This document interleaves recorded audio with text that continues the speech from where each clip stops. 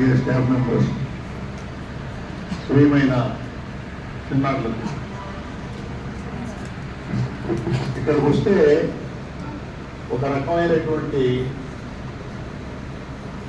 ఆహ్లాదకరమైనటువంటి వాతావరణం, చాలా ప్రశాంతంగా మీరు హాయిగా ఏసీలు కొండ కూర్చోవడం చాలా బాగుంటుంది. ఇక్కడ డెకరేషను ఇదంతా చాలా ఆనందంగా ఉంటుంది. ఇక్కడికి వస్తే రోజు రావాలనిపిస్తుంది. ఇంకొక రకంగా చాలా అదృష్టవంతులు చదువుకుంటాం. 1968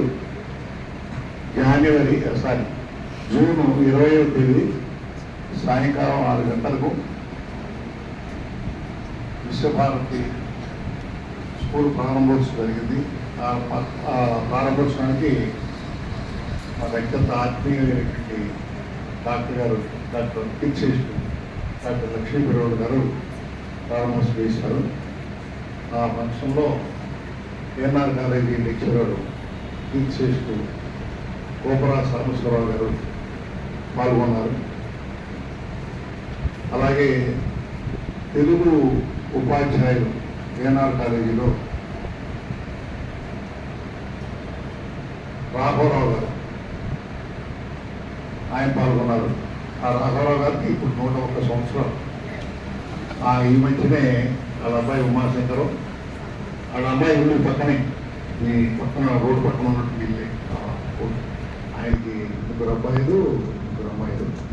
ఆ చిన్న అబ్బాయి ఉమాశంకర్ దగ్గరే ఆయన ఉంటున్నారు. ఆ ఉమాశంకర్ ఇక్కడ తీసుకొచ్చి ఫంక్షన్ హాల్లో 100 years ఫంక్షన్ చేశారు. ఆయన ఆశీర్వాదం మనకి ఎప్పుడు ఉంటుంది.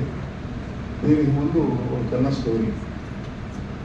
ఈ గుడివాడ పట్టణానికి 10 కిలోమీటర్లో మా విలేజ్ జమీగుడి చాలా మంచి ఊరు, చాలా గొప్ప ఊరు.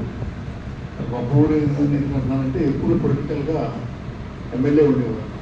1948 నుంచి 52 వరకు మా నాన్నగారికి కజిన్ సిస్టర్ ఆవిడ పొలమేని సీతమహర్షి గారు ఎమ్మెల్యేగా ఉన్నారు. 52 నుంచి 55 ఆయన కూడా మా నాన్నగారి కజిన్ తాతగారు రాజగోపాలరావు గారు ఆయన ఎమ్మెల్యేగా ఉన్నారు. ఆ తర్వాత పొలమేని అంటే పుత్తూరు వారి ఆడబడిచారు కమల కుమార్ని. ఆవిడ ఒక 10 to 15 years ఆవిడ ఎమ్మెల్సీగా. పొలిటికల్గా చాలా మంచి ఊరు, అద్భుతమైనటువంటి లైబ్రరీ ఉండేది. అక్కడ 1966 జనవరి 26వ తేదీన అక్కడ స్కూల్ నా మిత్రుడితో కలిసి అక్కడ స్కూల్ ప్రారంభించడం జరిగింది. చాలా మంచి ఆశయాలతో, మంచి ఉద్దేశంతో ఒక పల్లెటూరులో మంచి స్కూల్ నడపాలనే ధ్యేయంతో అక్కడ స్కూల్ ప్రారంభించాం. 2 years చాలా కష్టపడ్డాను, రాత్రి పగలు. ఎంత ఆ రోజు చాలా స్ట్రిక్ట్గా ఉండేది. ఏ స్టూడెంట్ అయినా డే స్కాలర్స్ కాకుండా బోర్డర్స్ కూడా 50 మంది పిల్లలు ఆ రోజులో చేరారు. మన కృష్ణా జిల్లా, వెస్ట్ గోదావరి, భీమవరం, భీమవరం ప్రాంతం, ఆ ప్రాంతాల నుంచి కూడా 50 మంది పిల్లలు చేరారు. ఆకలి చాలా యాక్సిడెంట్గా జరిగేది. అయితే నేను రూల్స్ అండ్ రెగ్యులేషన్స్ చాలా స్ట్రిక్ట్గా ఉండేవాడిని.